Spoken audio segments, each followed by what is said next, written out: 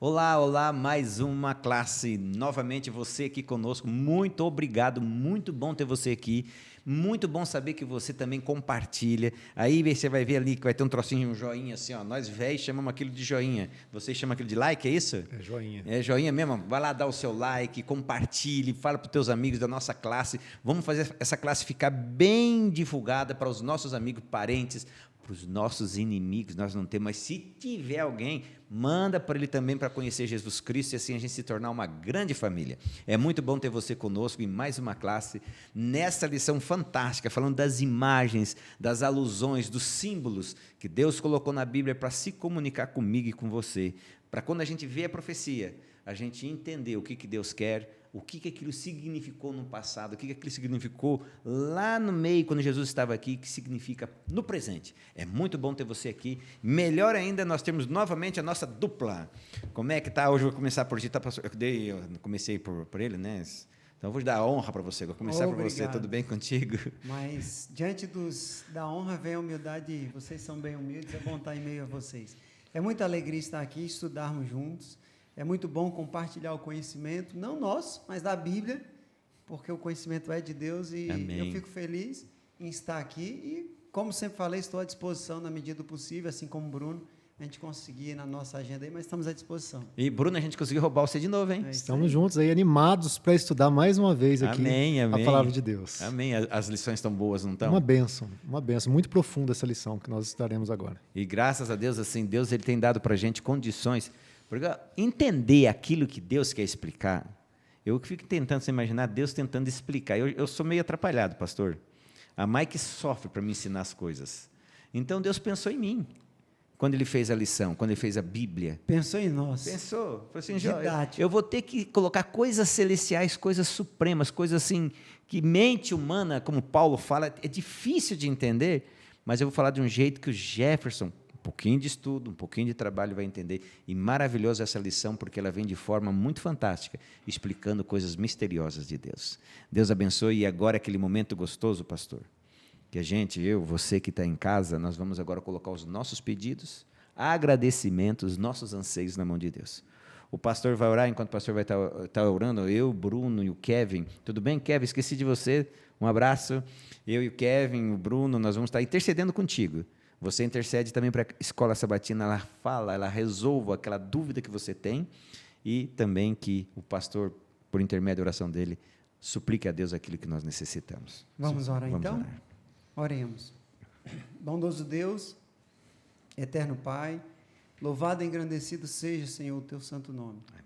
Obrigado porque o Senhor, sendo Deus excelso, soberano do universo, reduziu-se a ser um de nós em Cristo Jesus para nos salvar. Amém.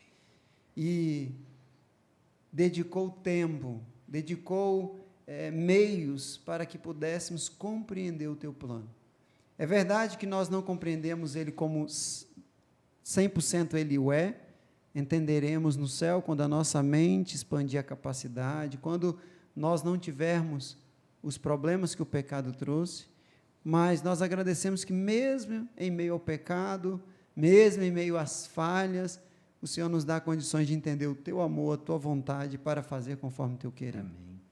Abençoe, Senhor Deus, a cada um de nós que aqui estamos, no estudo desta lição, e aquele que está vendo, que está talvez somente ouvindo, para que o Senhor possa estar entrando em nossos corações e fazendo morada. Amém, Senhor. Cada um de nós temos os nossos desejos, nossos anseios, Senhor, temos as nossas lutas, temos as nossas tristezas, temos os motivos que nos fazem chorar. Verdade. E nós clamamos em nome de Jesus, que o Senhor cuide de todos os nossos sentimentos, porque o Senhor nos entende, porque quando Jesus veio aqui, Ele sentiu também algumas das nossas dores, e nós podemos falar com um Deus que nos entende. Por favor, Senhor Deus, esteja conosco, por favor, faça uma obra em nós, e depois nos use e faça uma obra através de nós, em nome de Jesus. Amém, amém, amém. Amém. Fundamentos proféticos. Bom, eu vou confessar uma coisa para vocês aqui. Antes de nós ligar a câmera e começar a gravar, nós fizemos um questionamento aqui. Esse nome está meio complicado, não está? Aí eu falei, ó, vocês se vira. Então, assim, fundamentos proféticos. A gente estudar toda essa lição aqui, antes da gente entrar na lição mesmo, já vamos explicando. Para que você aí em casa, no trabalho, passeando, escutando a gente, para eles entenderem melhor, fundamentos proféticos. Tenta explicar o que nós devíamos colocar aqui junto para que essa lição fique mais compreendida. Realmente, o título aqui ele pode ficar confuso se você não olhar a lição por completo. De forma simples, a lição está falando sobre o trono de Deus. Então, a lição mostra que o fato de Deus se assentar no trono para governar como Criador e Redentor é um fundamento profético, porque ele se estendeu por toda a Bíblia a respeito do assunto do trono de Deus. Ele começa no céu, nas visões de Isaías, Ezequiel e de João, e Apocalipse também. Nós vemos ele se estendendo no Éden, com Adão e Eva ali.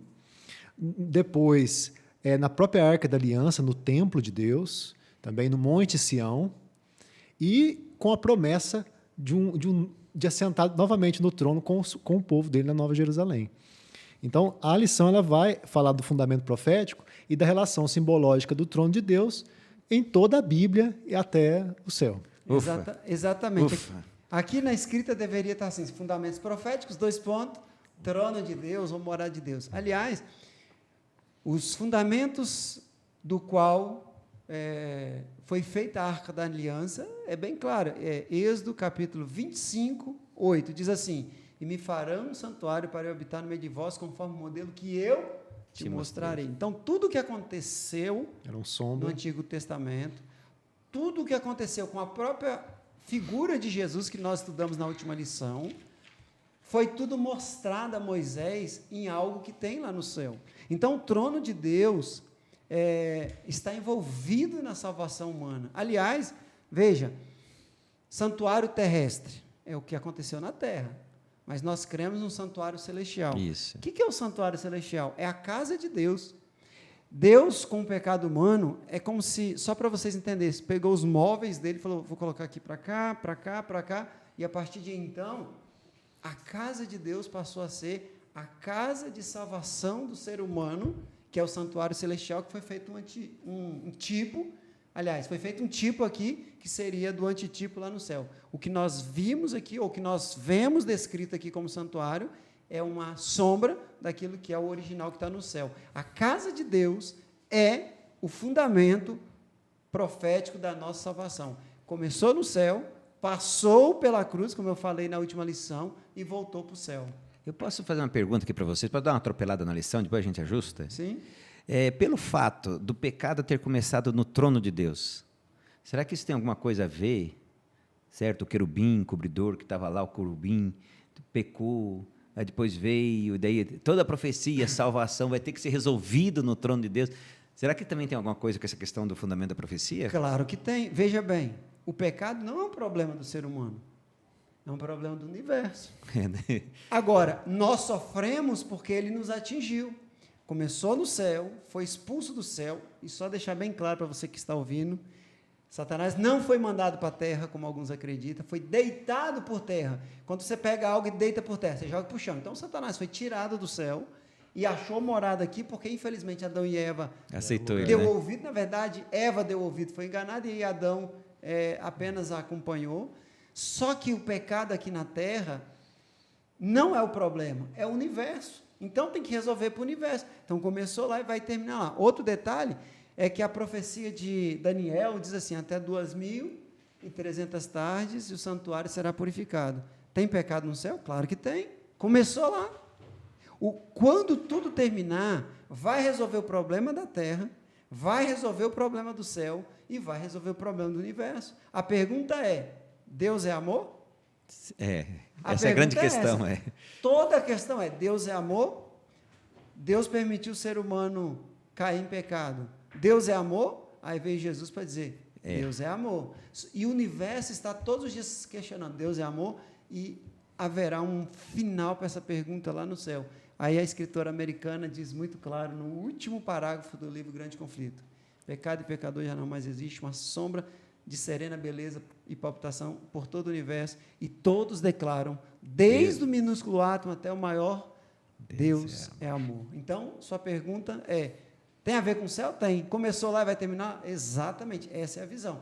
Passa pela terra. E aí eu vou falar o que eu falei semana passada, alguns evangélicos não nos entendem, porque a gente entende que a salvação não se deu na cruz, mas a salvação passou pela cruz. Começou no céu, passou pela cruz, antes da cruz veio os símbolos, passou pela cruz e agora continua no céu. O que Jesus está fazendo lá? Intercedendo por nós. E faz parte do processo de salvação. E julgando. Os vivos intercedendo. Por quê? Porque vivo dá para mudar. Você pode mudar a sua vida, eu posso mudar a minha vida, você pode mudar a sua. Então ele está intercedendo. Mas e aqueles que já morreram? Está julgando, já não tem mais como mudar. O que ele fez, e aí está julgando. Aceitou Jesus? O manto de Cristo cobriu ou não? E aí é salvo ou perdido. E por que o santuário vai ser purificado? Porque de duas uma. Ou os meus pecados vai estar em Jesus que já morreu, ou vai estar sobre mim e eu vou pagar por ele, e aí então purifico o santuário. Alguém vai pagar. Ou eu aceito a de Cristo, ou infelizmente se eu não aceitar, eu vou ter que pagar pelos meus Aceita pecados. de Cristo. É melhor aceitar o de Cristo. Já. Você aí de casa também aceita. Exatamente, ia dar esse de recado Cristo. para eles. Eu ia dar esse recado, aceito de Cristo, porque ele já morreu por nós. Amém, amém, amém. Então agora vai ficar mais legível de entender ou de ler o versinho nosso que diz assim: depois disto, ouvi a voz do Senhor que dizia: a quem enviarei? A quem há de ir por nós? Eu respondi: eis-me aqui, envia-me a mim. Quem está falando isso? E já vou entrar de cara na lição de domingo. Quem está falando isso? Quem está falando isso? Isaías. Interessante que aqui também, esse nós aqui, é a mesma palavra de Gênesis. Façamos o homem a nossa imagem e semelhança. Eu não sou muito bom do português, mas no português existe singular e plural. Eu vou, nós vamos. Nós vamos, pode ser eu e o Bruno, pode ser eu e Bruno e você, eu, Bruno, você e o Kevin. Nós vamos é dois ou mais, plural. Eu vou sozinho, mas como eu não sou egoísta, eu vou com vocês. Mas no hebraico não é assim. No hebraico, além do singular e do plural, tem mais um. O dual. E essa palavra nós, a própria palavra Elohim, ela não pode ser um nem dois. Eu até brinco dizendo assim, se você acreditar que tem 10 no céu, é mais fácil do que um ou dois pela palavra Elohim ou da palavra nós. Pode acreditar que tem 3, 4, 5, 10, mas não cabe um e nem dois. Porque a palavra não é singular e a palavra não é dual. Ela é o quê? Plural. E aí nós cremos em quantos? 3. Pai, Filho e Espírito Santo. Então, o Pai, o Filho e o Espírito Santo está aqui no seu trono e dizendo assim, quem vai por nós? Quem é que vai pregar por nós? E aí, então, Isaías, na visão, diz assim, Senhor, eu sou um miserável, mas eu vou. E sabe o que é interessante? Deus sabia que ele era miserável? Sabia. Mas o que ele falou? Então, vai por nós. Isso aqui é tremendo. Então, na visão que a gente começou domingo, é o próprio Isaías. Mas entenda, antes dele falar que ele iria, antes dele ser aceito, aconteceu algo. 2 coisas. Primeiro, ele entendeu que ele era pecador e reconheceu. Segundo, Deus o purificou. Amém. Isso aqui é tremendo. Isso é tudo, né? Isso é tremendo. A purificação nunca vai vir antes do reconhecimento. Mas o reconhecimento não é a purificação, leva à purificação. Isso que é tremendo. Amém. Agora, Bruno, eis-me aqui, envia-me a mim. Quando ele tem essa visão de Deus que o motiva aí, onde estava Deus?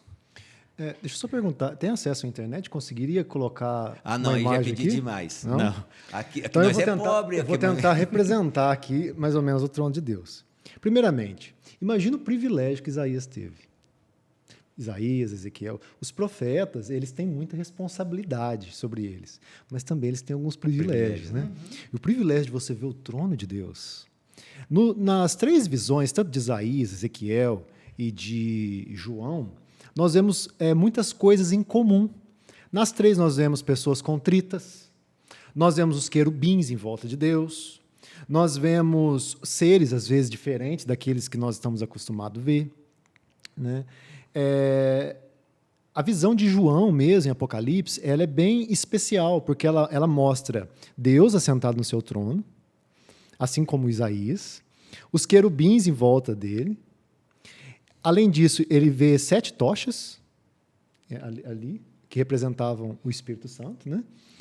E ele vê também o altar na frente dele, os 24 anciãos, e em volta dos 24 anciãos, milhares e milhares de anjos. Então, essa visão ela nos ensina muitas coisas que estão ligadas ao santuário e a questões proféticas. Por exemplo, o trono de Deus ali, representando basicamente o Pai mesmo. Em volta do Pai, nós vemos o que ali? Os querubins. No caso de Isaías, ele viu com as asas, uns com 6. uns com 6. No caso de Ezequiel, ele viu os rostos diferentes, um com o rosto de águia, um com o rosto de homem, outro com o rosto de um boi ou um novilho, e o outro com o rosto de leão. Né? Eu estive fazendo um estudo aqui, eu vi uma mensagem do Rodrigo Silva, e ele fala a respeito dos querubins.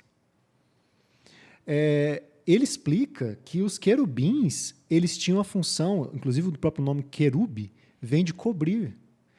Eles tinham a função de cobrir a glória de Deus. Mas como assim? Para que cobrir a glória de Deus? Para que cobrir a glória de Deus? Por quê? A glória de Deus era tão grande que, para não ofuscar a visão das criaturas, tinham os cobridores em volta deles. Inclusive, na Bíblia, em Ezequiel, nós vemos a história de um anjo cobridor que caiu. Qual é o nome dele? Exatamente. Que estava muito próximo de Deus. Era como se ele... Na Arca da Aliança, nós vemos outros querubins. Que também eles cobrem a Arca da Aliança. Além disso, ali no trono de Deus, nós vemos a figura do Pai assentado, a figura do Espírito Santo, como ele comentou aqui da Trindade. E onde está Jesus? No altar. E aí, quando você estuda o capítulo 5, 4 e 5 de Apocalipse, você vê o que nós estudamos na última lição, os 24 anciãos, eles falam que ele era o único digno de abrir o livro, que estava na mão de quem? Do Pai. Um livro que tinha quantos selos? 7 selos. 7 selos. E esse livro ele representa o quê? A nossa propriedade, né? Muito bem. A nossa terra. Representa a nossa herança. Por quê? No antigo Israel era comum que as pessoas pegassem os livros no tempo de Israel era diferente. Rolos, né, na verdade. Era em forma de um rolo, né? Um papel enrolado. E eles colocavam selos. Esses selos eram como se fossem os selos de carta mesmo, para proteger e dizer que não foi violado. Né? E quando, geralmente, as cartas tinham no máximo 3 selos daquele.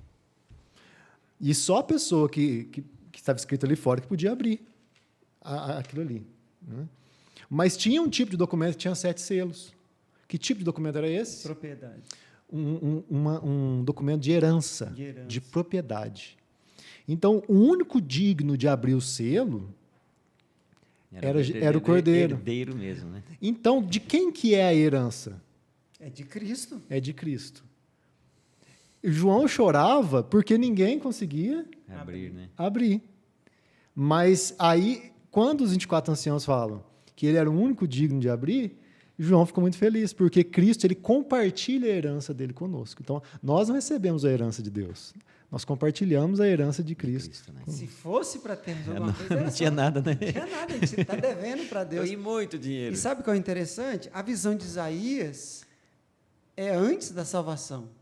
A visão de João é depois da salvação, porque tem os salvos, né? É verdade. Mas ambos compartilham de detalhes impressionantes que são o mesmo. Sabe o que isso que me diz? Deus não muda. Não muda. O que muda é a nossa presença lá. Você que está ouvindo e nós aqui, a única diferença da visão de João para a visão de Isaías é a nossa presença. Aí você pode dizer, então, na visão de Isaías nós não estávamos? Não, porque aquela visão era do que iria acontecer, por isso, quem vai ir por nós? Aí agora João está mostrando um resultado da ida de Isaías e de outros. É a salvação de pessoas. Provavelmente, João viu o seu rosto lá. Se você entregar a sua vida para Jesus e eu entregar, João viu o nosso rosto lá. E o outro detalhe é que os autores, quando escreviam, eles também não entendiam algumas coisas. Por isso que ele fala, um rosto semelhante a de ser humano, um rosto semelhante, que não era um ser humano, mas era o mais próximo que eles entendiam, e Deus respeitava o autor, não tem nada a ver com a lição, por exemplo, uma besta terrível e espantosa. Por que João escreveu isso? Porque era um bicho tão feio que ele nunca viu. Talvez, se tivesse sido, hoje em dia ele ia falar, parecido com o ET de Varginha. Ou com o Jefferson, né? Com o Jefferson da igreja de Varginha. Ou seja, só para você entender, ele não viu um bicho tão feio que ele falou terrível e espantoso. Mas o restante ele falou, um urso com três costelas, era um leão, mas que tinha asa. Então, você tem que entender isso. É o que ele via mais próximo. Mas muito interessante como que Deus deu o privilégio para esses profetas verem o trono. E o fundamento é sempre Deus. Na verdade, não é o trono, assento de Deus. É a morada de Deus e quem está lá. Na verdade, é o próprio Deus que é o fundamento de todas as profecias. Em pessoa. Quando a gente olha para isso, agora a gente vai... Interessante vocês falarem de querubins, né?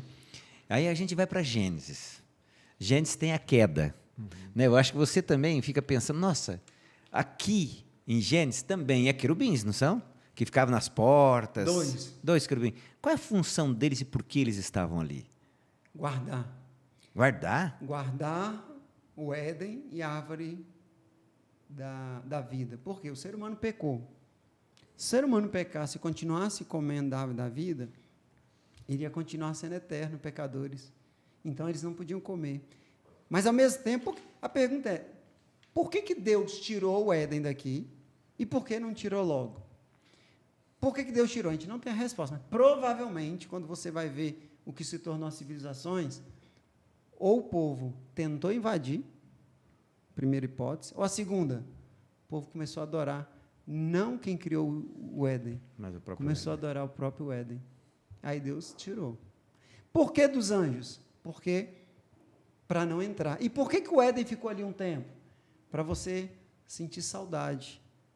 No caso, você não, eles sentirem saudades aqui que tinham. Eu ensino para minha filha uma pedagogia reversa. Eu vou explicar. Eu vou dar alguma coisa para minha filha comer, eu digo assim, filha, valorize, porque eu não tinha isso. É pedagogia reversa. Qual que era a pedagogia de Adão? Adão olhava, mandava olhar, olha lá para dentro. Eu tinha, mas vocês não têm. Mas um dia vocês terão de volta. A minha pedagogia reversa é assim, eu não tinha, valorizo o que você tem. Eu falo com ela sempre, valorizo. Esse dia ela falou assim, pai, eu quero um carro diferente. Eu falei, qual? Aí falou uma pessoa, eu falei, por quê? Porque só tem 2 portas. A mente da minha filha, eu falei, filha, você tem que valorizar. Quem tem um carro com 2 portas, quer um carro de 4 portas. Você não está dando valor. Eu dizia assim, valorizo, porque papai, quando era pequeno, não tinha carro, não comia. E eu cito algumas coisas. Pedagogia reversa, valoriza. Adão não. Adão dizia assim para os filhos, mas principalmente para os netos, bisnetos, tataranetos, olha, vocês não entendem, mas eu morava lá dentro. Lá foi criado para nós, mas a gente perdeu, mas fica tranquilo. Deus preparou um projeto para a gente voltar lá para dentro. Então, Bruno, quando os querubins estavam lá, guardando, tem alguma coisa a ver com o que o pastor disse? Algum significado nisso? Sim, como eu disse antes, os querubins, toda vez que aparece querubim na Bíblia, ele está relacionado à guarda e essa questão de cobrir.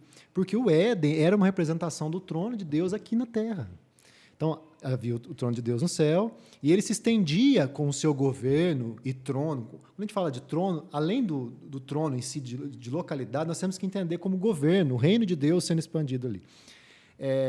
Ele se expandia aqui na terra. Então, assim como no céu tinha que ter os anjos que cobriam a glória de Deus para separar o sagrado do que não é sagrado, aqui na terra também tinha que ter isso. Mas aí a pessoa pode pensar assim, nossa, mas então Deus, ele que não quer contato com a gente. Ele é um ser tão longe de mim que é difícil eu chegar perto dele. Só que Isaías, ele fala 2 textos muito interessantes. No primeiro texto, no capítulo ali que ele encontra diante do trono de Deus, a consequência dele foi de sentir sua fraqueza, se sentir pecador. Mas lá no capítulo 57, é o verso 15, ele fala assim, porque assim diz o alto e o sublime, o que habita lá na eternidade, o qual tem o seu nome santo.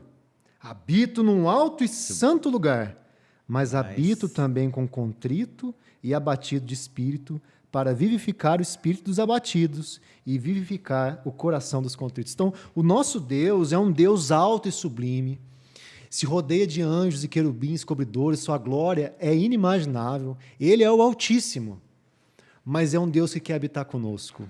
E ele habita com contrito, com abatido de coração. Talvez tenha alguém aqui que esteja nos escutando que está contrito e abatido de coração. Deus hoje ele nos diz que ele habita com contrito e abatido de coração. O desejo de Deus, durante toda a Bíblia, é habitar junto do seu povo.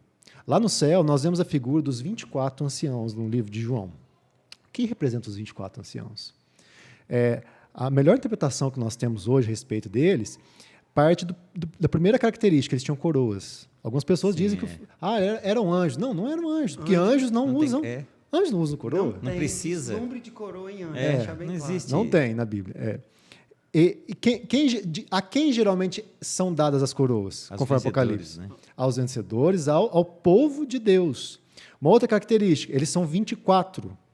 Os números na Bíblia, eles têm características. Por exemplo, o número 3, ele representa a divindade. O número 4 é um sentido universal. O número 7, isso tem que saber. Perfeição. Perfeição. E o 6? O 6 é não perfeito. Isso. Não perfeito. É Número de homens, né? Agora, e onde que tem 24 na Bíblia? Não tem 24 na Bíblia, mas tem o número 12. O número 12, ele representa 12 o tribos, povo de Deus. 12 apóstolos. 12 tribos, 12 apóstolos. Mas por que 24? Porque toda vez que a Bíblia quer falar com ênfase, ela não tinha o que nós temos hoje, que é a hipérbole. É o superlativo. Por exemplo, o sintético, que o Jefferson é inteligente, ele é inteligentíssimo. Então, a Bíblia não tem isso. E o que ele vai ter? Ela vai ter a multiplicação. Então, por exemplo, quantas vezes eu tenho que perdoar? 70 vezes 7. Vezes 7. Então, a Bíblia, quando fala dos 24 anciãos, ela fala 12 mais 12. Mais 12. Ali em torno do tamanho da Jerusalém Celestial, as 12 portas, né? 12 estádios, são 12 estádios mesmo, se não estou errado, né? Que é um número ali que cabe o povo de Deus. Então, qual que é a preocupação bíblica ao falar dos 24 anciãos lá? É demonstrar que no céu já existia, na visão de João, uma quantidade do povo de Deus lá representando o povo de Deus à terra. Mas de onde que eles vieram? Aí Mateus nos responde. Quando Jesus ressuscitou, além de ressuscitar, ele levou as primícias. O que é primícia? São os primeiros. São os primeiros. Ou representantes, né? Ou representantes. Então, algumas pessoas na ressurreição de Cristo já foram levadas para o céu e elas estão lá como anciãos, como idosos. Idosos, sabe? Sabedoria, sabe? De aqueles que representam conhecimento. Lá representando o povo de Deus. Então, e o interessante é que o livro de João mostra que Deus está no meio deles. E aqui na Terra, nós vamos ver aqui na lição de quarta-feira, vamos. Essa mesma questão. Porque nós vemos isso no Éden, mas nós vemos isso também no santuário. Deus ali no santuário, como no céu, tinha o seu trono, onde ele descia com a Shekinah, nós estudamos isso na lição passada. Além disso, tinha o altar de sacrifício, como tem no céu. Tinha um candelabro de ouro, que representava o Espírito Santo, as 12 tochas que tem no céu. Tinha os querubins também sobre a arca. E em volta do trono de Deus aqui na terra, que era o santuário, tinha o quê? As imagens dos... Em volta ali do santuário. As tribos. As 12 tribos. Entendi. As 12 tribos que representavam o povo de Deus. E as 4 tribos principais que ficavam nos 4 pontos tinham os mesmos estandartes, pelo menos na tradição, né? Os querubins. Só deixar bem claro, não tem nada escrito na Bíblia. Aí a tradição judaica diz que a representação de cada tribo eram as mesmas que João viu lá na visão. Só um detalhe, 12 vezes 2, ou 12 mais 2 dá 24, representando os salvos do Antigo Testamento, e 12 de um vezes Jesus 12 que vai vir, e os salvos do Novo Testamento de um Jesus que veio. Quando Jesus ressuscitou, alguns representantes foram com ele.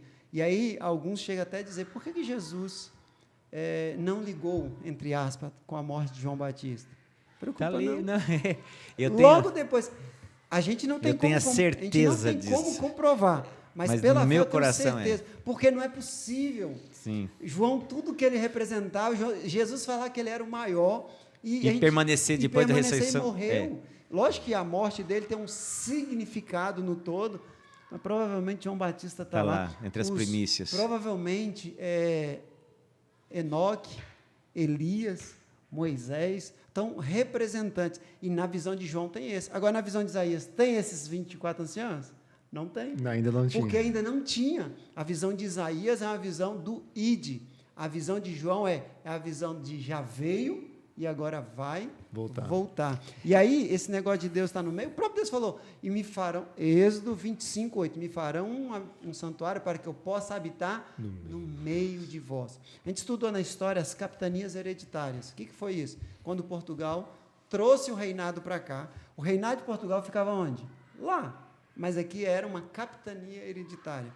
O céu também tinha uma extensão chamada Jardim do Éden. Era uma extensão do governo de Deus. Agora o ser humano pecou. O anjo foi cobrir, porque a glória de Deus continuava ali. Ali representava a glória de Deus, como lá no céu os querubins guardavam a glória de Deus. Antes do pecado não precisava? Não, porque Adão e Eva estavam na presença de Deus. Mas depois do pecado, para proteger Adão e Eva e os seus filhos, os querubins ali estavam para cobrir, que é a palavra chacar, né? Cobrir, e para proteger o Éden, tanto de invasões, tanto para a glória de Deus não fulminar os povos pecadores. Amém. Bruno, eu achei muito interessante, eu acho interessante, quando você também já tocou mais ou menos aqui, mas é bom a gente ressaltar a forma como era distribuído o acampamento quando ele assentava, né? O templo ficava no centro. No centro, isso. E depois... três tribos para cada lado, porque são os 4 pontos cardinais. Isso, e o que é mais interessante, lendo a lição de quarta-feira, tinha tribo que representava as tribos que estavam assentadas. Sim. Tipo assim, a de Judá representava lá do leste. Isso. Rúben, o sul, é isso aí? Isso aí. Oeste, Efraim. E Dan. Do norte. Do norte. E cada uma dessas tinha um estandarte. É isso. Porque ele começou a falar, agora você vai ter que falar aqui para ver se eu entendi certo. Essa questão dos querubins, nós na parte de quarta-feira, nós não pulamos não, porque nós já fizemos, era direitinho lá. Uhum. E é o que o pastor falou, uma coisa muito interessante, na visão de Ezequiel, na visão de Isaías, o que não tinha lá, tem na lição de João. Exatamente. Na visão de João, que somos nós. E nós somos purificados. Em nome de Jesus. E é por isso que a gente está hoje fazendo parte dessa visão aonde estamos nós. Mas vamos lá. Os querubins, eu achei interessante, os querubins que eram vistos... Com as faces. Uhum. A semelhança com as bandeiras desses caras aqui, não eram? Perfeitamente. Assim, nós sabemos que essa questão da bandeira é uma das interpretações que nós temos. Isso. Mas é a mais próxima, né, dos querubins ali do livro de Ezequiel mesmo, que aparece com mais veemência. Então, o leste ou o oriente, né, representa o povo de Judá. Inclusive, era um povo era uma tribo de governo, que também tinha alguns tipos de médicos neles. Uhum. Tinha também o Rúben, né, que representava homem. Às vezes, ao olhar a bandeira, vai ter a figura de sol e água também, mas representa a força do homem, de trabalho mesmo, né? E também no sentido assim, de criação de animais. Nós temos também o oeste, que representava Efraim. A bandeira era um boi. Aí, ó. Ou um novilho, que também era uma das caras das faces do querubim. E Dan, que representava a águia, né? Que era uma tribo de juízes, às vezes é representada com a balança também, mas a águia ela representa a altitude, a elevação espiritual. A visão ampla. A visão ampla. É isso aí. Então, assim, ao mesmo tempo que eles representam o povo de Deus, eles também representam algumas características a respeito de Deus. O que dá a entender é que Deus, habitando no seu povo, ele passa alguma das suas características para o povo. Legal. É isso que eu consigo entender melhor. É o povo de Deus habitando ali e o seu caráter sendo perpetuado no povo. Teologicamente, a gente chama de atributos. Então, tem atributos comunicáveis e não comunicáveis. Por exemplo, eternidade. É um atributo comunicável de Deus. Se a gente permanecesse nele e não pecasse, a gente seria eterno, mas não em nós, porque Deus nos torna eterno. E existem outros que são incomunicáveis. E parece que dá para entender justamente isso, que a convivência do povo com Deus estava trazendo as características de Deus para aquele povo. E essa era a ideia. O povo de fora olhar e ver aquele povo e falar assim, ué, eles são diferentes. E então achar Deus no meio do povo. Mais ou menos o que aconteceu. Rainha de Sabá com Salomão. De onde vem essa sabedoria? Por que ele é tão sábio? E a irmã White fala que ela levou muitas coisas boas dali. E aí, quando você vai lá, Sim, no Novo Testamento, quem que se converte? Tem lá, ó, o povo vindo da região da Etiópia, que é onde era a região. Aquele eunuco, voltando. Provavelmente, a influência de Salomão aqui, com a rainha de Sabá, trouxe filosofia de Israel para lá, a tal ponto que o eunuco lá é um fruto daquilo que foi visto lá. E esse era o propósito de Deus. E vou mais adiante, pastor, só um pouquinho. Eu tenho um estudo bíblico onde fala, que os historiadores falam, que até 450, na África, região da África, ainda se guardava o sábado, enquanto aqui, para a nossa região, mais aqui, Europa, já tinha substituído o domingo pelo sábado, ou seja, influência de quem? De quem? Onde aprendeu? E esse era o propósito de Deus. O que Israel tinha de bom? Nada, mas Deus viu e falou, vocês vão ser bons por mim. O que Israel sabe fazer? O povo de Israel até fala, a única coisa de bom que a gente sabe é contar a história. Aí Deus falou, é vocês mesmo. O que Deus quer que a gente conte e o que Deus fez na nossa vida. Então, essa influência iria passar para os outros povos. Infelizmente, falharam. E aí a gente não pode julgar, porque a gente também tem falhado. Será que se a gente tivesse sido crente, cristão, como deveria, Jesus já não tinha voltado?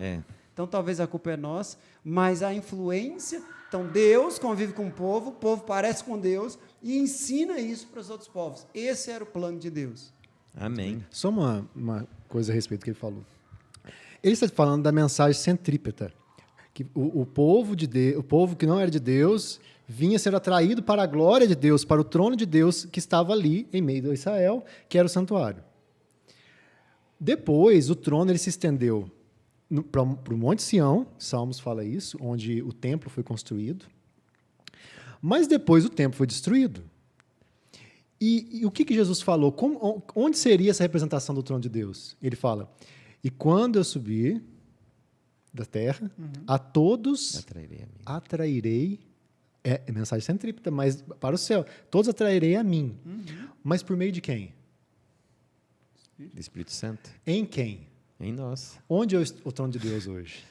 Lá vem ele. Exatamente. Então, veja, que responsabilidade, hein? O trono, o santuário deixou de existir, mas Jesus foi levantado e nos atrai a ele, e nós agora somos representação. Tanto que Pedro fala, né? Vós sois sacerdócio, né? Somos todos sacerdotes. Não sabeis vós que sois o templo do de Espírito Deus? Santo. Exatamente. Né? Interessante, mas assim como isso vai... Ou seja, da mesma forma que o templo era convertido como o centro, né? Nós, cristãos, deveríamos realmente, no trabalho, em casa, ser o centro do chamarisco das pessoas a Cristo. Vós né? sois a luz do mundo, né? Que responsabilidade. Não coloca a luz no lugar escondido, mas coloca no alto do monte. Mas assim, entenda, nós somos o centro para ser servido, não, como alguns Não, pensam. é para servir. Para iluminar. Ao contrário, só para deixar iluminar. claro. Não, e já indo, pastor, você já puxando aí, foi o que aconteceu no céu com o cobridor. Ele estava do ladinho, ele estava ali. Cobrindo. Na verdade, ele achava um serviço muito... Pequeno para ele, né? Exatamente. Não, eu sou muito grande para fazer isso. Ele estava ali, ele cobria, na verdade, a Bíblia diz, mas ele era responsável por espalhar a glória de Deus, porque ele recebia a glória de Deus e espalhava a glória de Deus, só que ele achava isso pouco. Quantos hoje também acham um fardo pregar o evangelho? Uma vez eu escutei de uma pessoa assim, eu não prego na quarta-feira, não. Mas por quê, irmão? Tem pouca gente, eu gosto de pregar para bastante gente. Olha que absurdo. Sim. Ele tem que pregar com 1, 2, 10, 100, 500.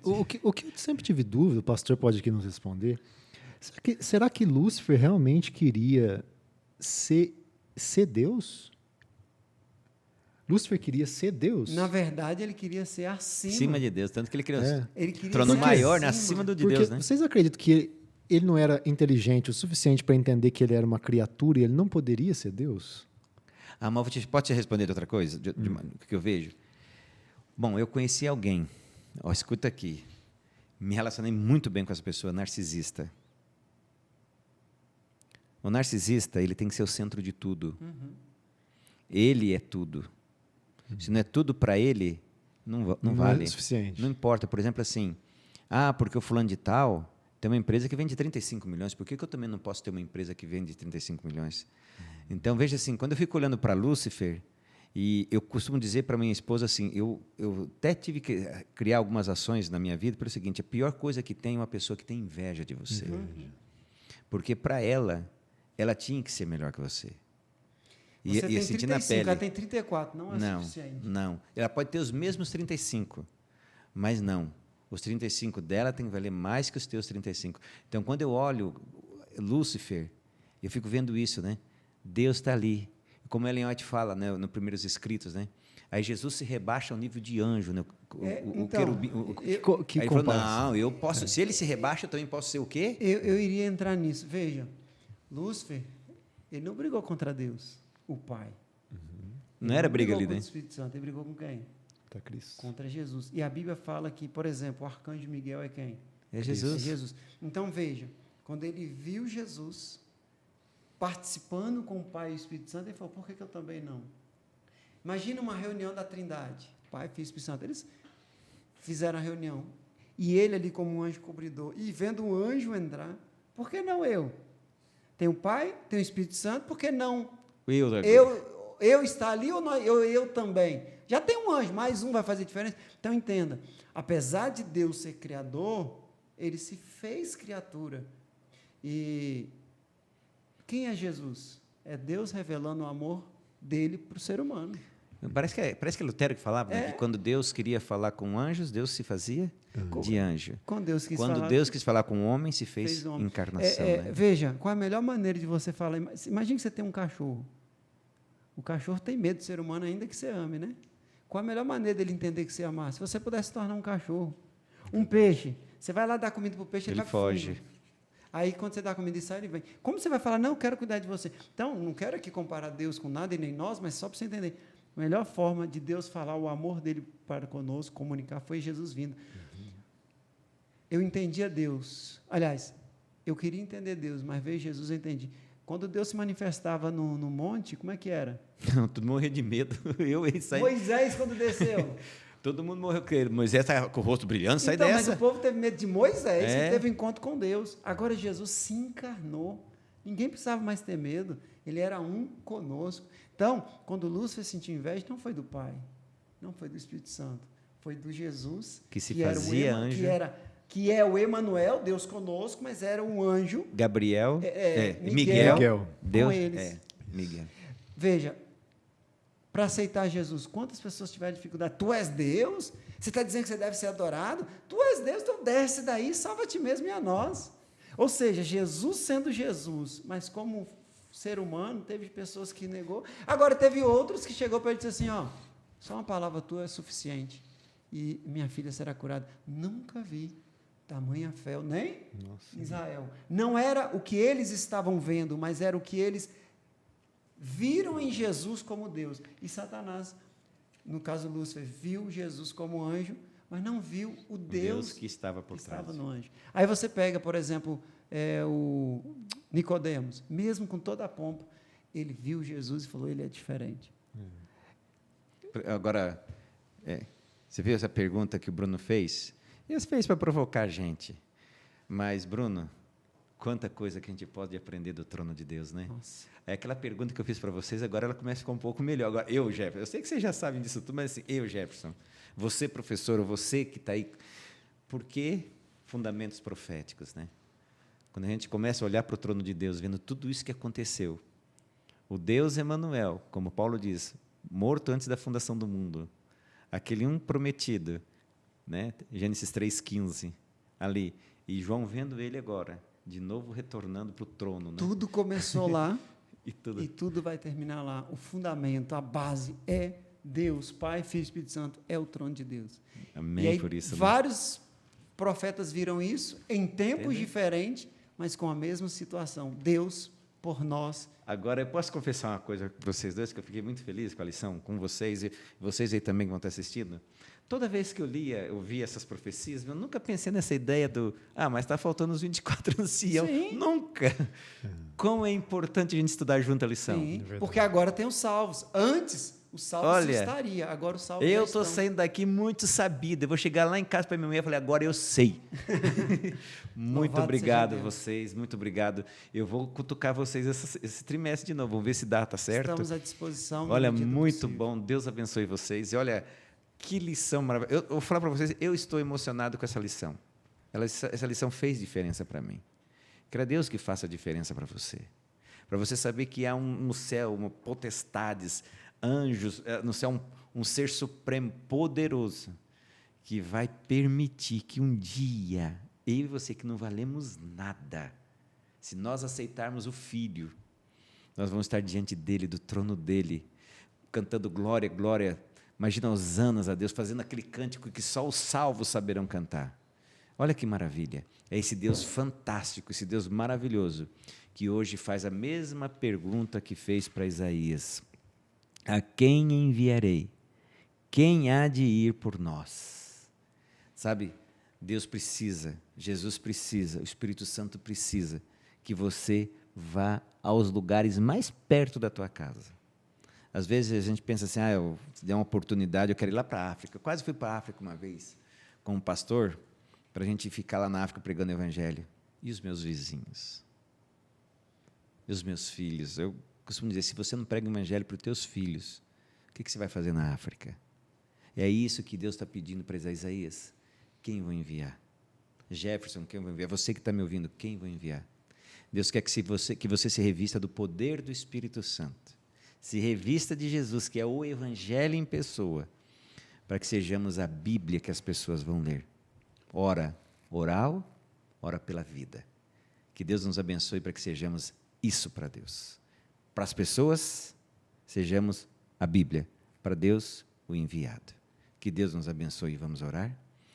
Amado Deus, querido Pai, obrigado porque Deus Filho, conhecemos assim porque o céu quis que conhecêssemos como Deus Filho, deixou o trono, esse trono maravilhoso, se fez homem encarnado, se fez servo, pior que servo, se fez oferta morrendo na cruz de Calvário por cada um de nós. Amém.